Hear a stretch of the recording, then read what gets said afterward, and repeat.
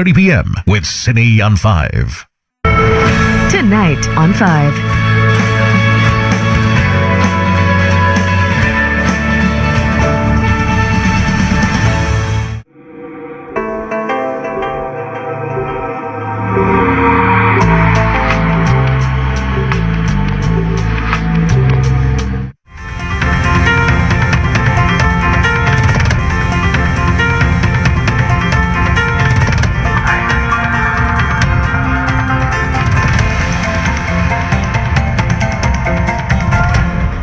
Good evening, I'm Angela Lim.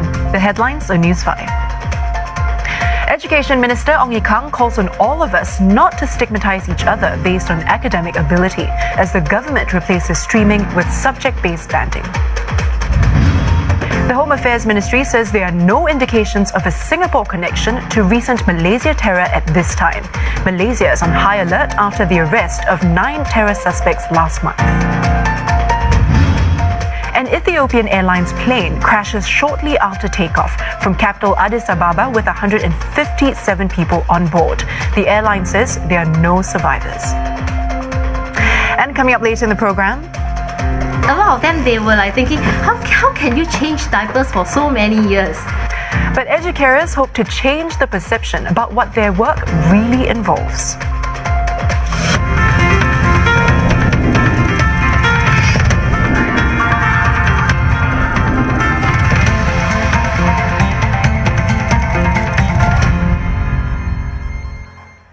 Education Minister Ong Ye Kung has called on society to take the lead and break down stigmatization based on academic ability. That's even as the government does its part with policy. He was responding to whether stigma would continue to exist despite a move to replace streaming with subject-based banding in secondary schools.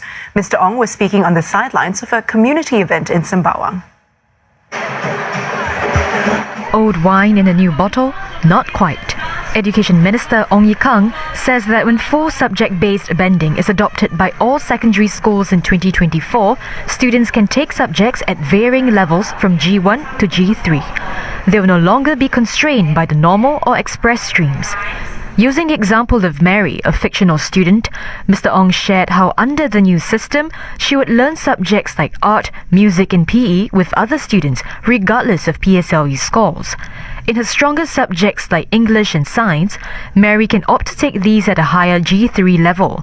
And if she isn't as proficient in maths, she can take it at the lower G2 level. I think in that environment, the experience is totally different. And the mindset is different. Instead of feeling stigmatized, I think Mary will feel that I can grow, I can develop, and I can be the best I can be. And next year, I'll be even better.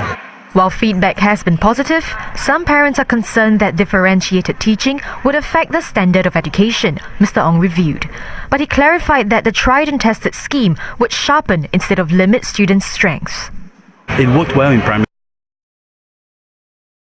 school. The stigmatization more or less is gone in primary school, but at the same time you are customizing and tailoring education at the subject level.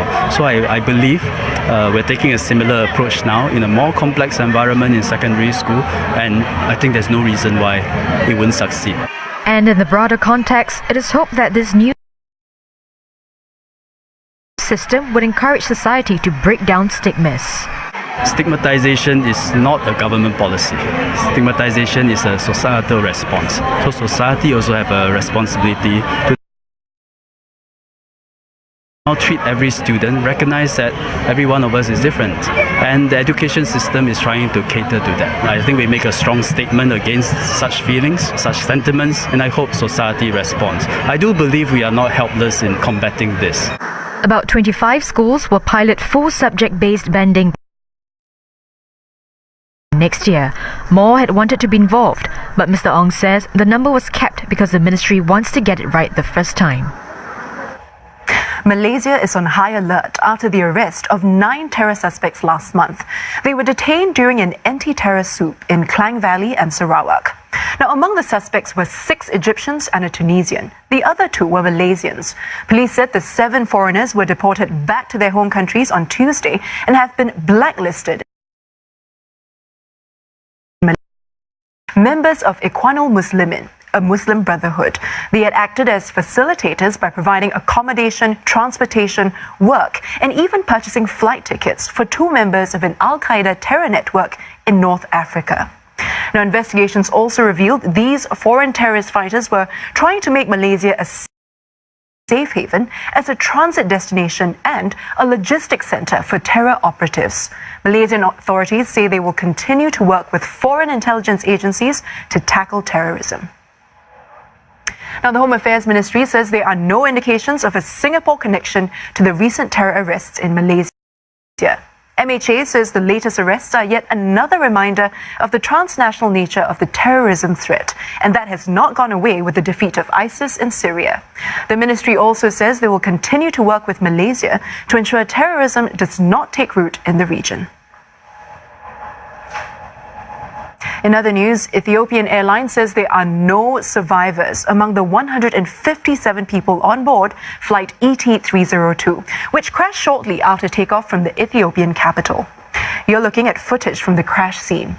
149 passengers and flight crew members were on the Boeing 737 jet bound for the Kenyan capital of Nairobi. Now, there were 33 different nationalities on the plane, including 8 Chinese nationals.